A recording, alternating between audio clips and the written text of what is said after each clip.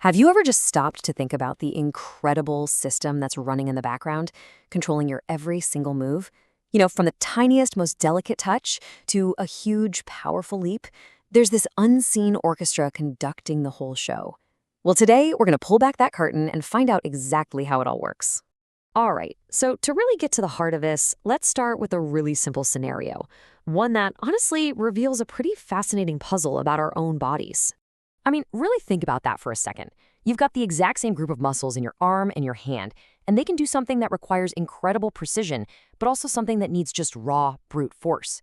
How does your body manage such a massive range with the exact same hardware? Well, that's the big question we're going to answer today. To solve this mystery, we need to meet the fundamental commanders of the whole operation, the motor units. These guys are the real heroes behind every single thing you do. Okay, so it all starts right here with something called the alpha motor neuron. Think of it like a field commander who's stationed in your spinal cord. Every single command to move, everything, whether it's a conscious choice like picking up your phone or a reflex like yanking your hand away from a hot stove, it all has to go through this one type of neuron. It is literally the final pathway for any action. But here's the thing, this commander isn't working alone. Nope, it's in charge of a whole squad of muscle fibers.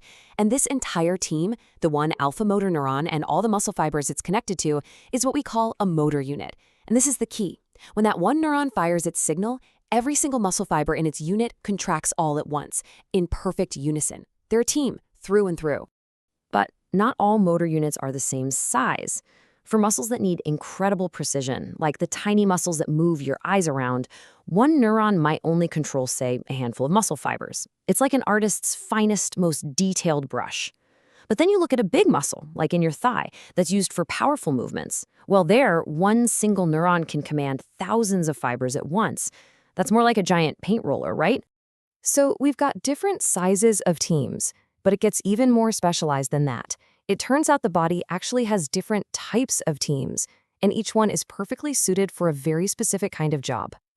So these specialized teams fall into about three main categories. First up, you have the type S, or slow units. These are basically the marathon runners of your body. They're not super powerful, but man, they can just go and go and go without getting tired. Then, on the complete other end of the spectrum, you've got the type FF, or fast, fatigable units. These are your sprinters, incredibly strong, incredibly fast, but they burn out in a flash. And then, kind of bridging the gap, are the FR units, which have a really nice balance of speed, strength, and endurance. So how does the brain decide which team to send in? Does it have to consciously think, okay, I'm going for a long walk, better call up the marathon runners, or time to lift this heavy box, let's get the sprinters? Well, the answer is actually this beautifully simple, totally automatic rule. It's called the size principle. Here's how it works. When your brain just needs a tiny bit of force, like to gently tap a key on your keyboard, it only activates the smallest, most precise, and most fatigue-resistant S units. But what if you need more force? Well, your brain doesn't swap them out. It just adds on top. It calls in the next size up, the FR units. And if you need maximum, all-out effort, you guessed it, it calls in the biggest, most powerful FF units to join the party on top of all the others that are already working. And that's really the whole secret. It's a totally orderly, predictable recruitment that's based entirely on size, always from smallest to largest. It's this elegant process that automatically makes sure you only use the absolute minimum force you need for any given task. And that right there is why you can use the same muscles to both sign your name and heave a heavy suitcase. The size principle is the nervous system's brilliant strategy for getting the best of both worlds. You get that delicate precision when you need it, and you get that explosive power when you need that. It's available on demand. Okay, so this all sounds like a great theory, right? But can we actually observe this happening? Is there any way to, see it in action? It turns out we can, and we do it by listening directly to our muscles.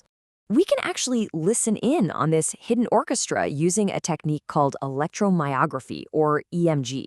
Basically, by placing some electrodes on a muscle, we can record those electrical signals, the commands from the alpha motor neurons, as they tell the muscle fibers to contract.